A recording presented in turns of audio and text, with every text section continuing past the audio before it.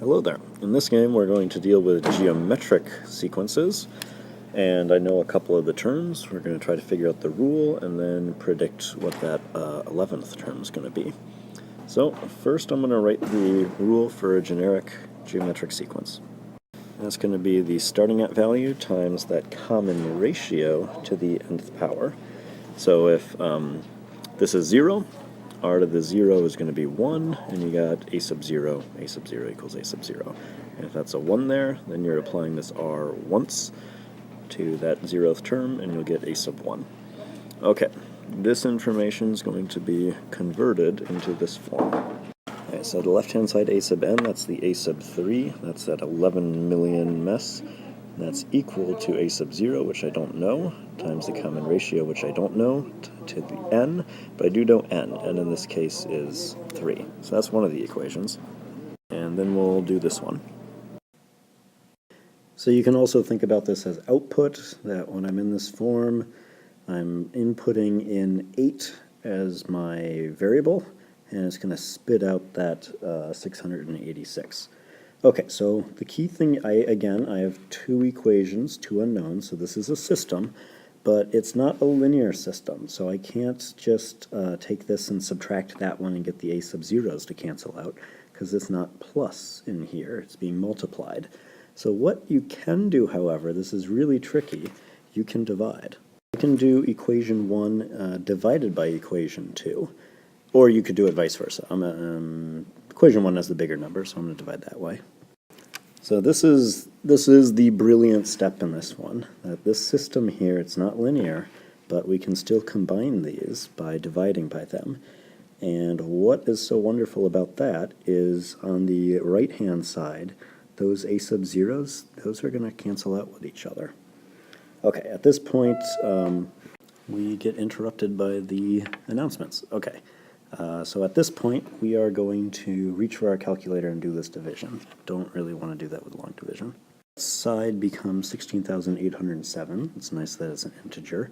And on this side, there's more on the bottom, so this could be written as 1 over r to the 5th, or that could be r to the negative 5th. Kind of depends which way you want to write it. I'm going to deal with this way where the r is up top.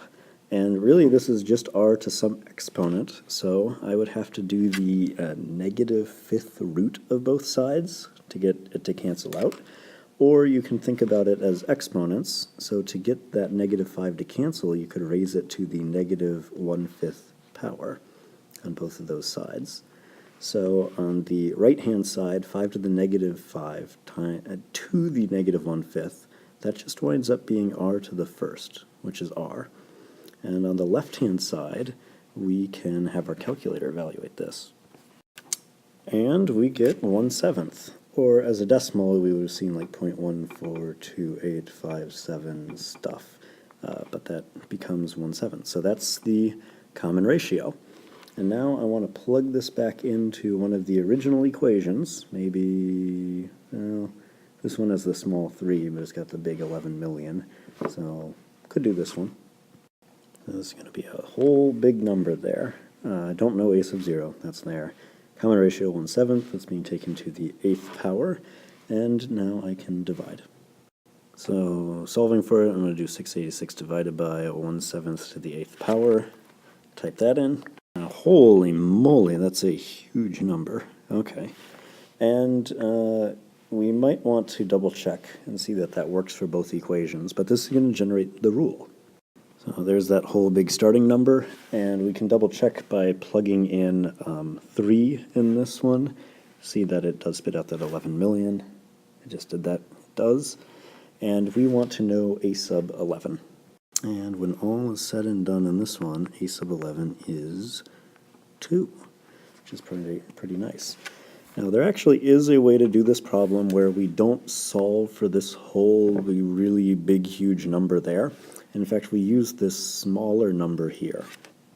So I'm jotting down a couple terms here. I got the 8th term, 9th term, 10th term, 11th term, and I know what the 8th term is. That's 686.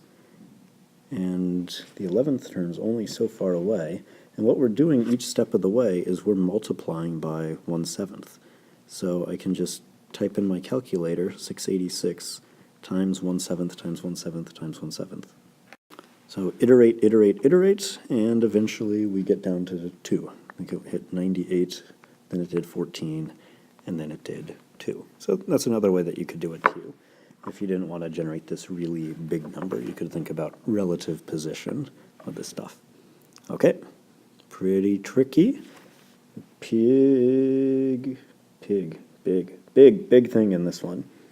We're generating a system of equations, because I have 2 data points, but that system of equations is not a linear system of equations, so we're trusting on that rule, and we get these things, and you can't get them to cancel by adding or subtracting, because they're being multiplied together, and the magic trick here was to divide, and then eventually take a negative 1/5 root or raise it, no, negative 5th root or raise it to the negative 1/5 power.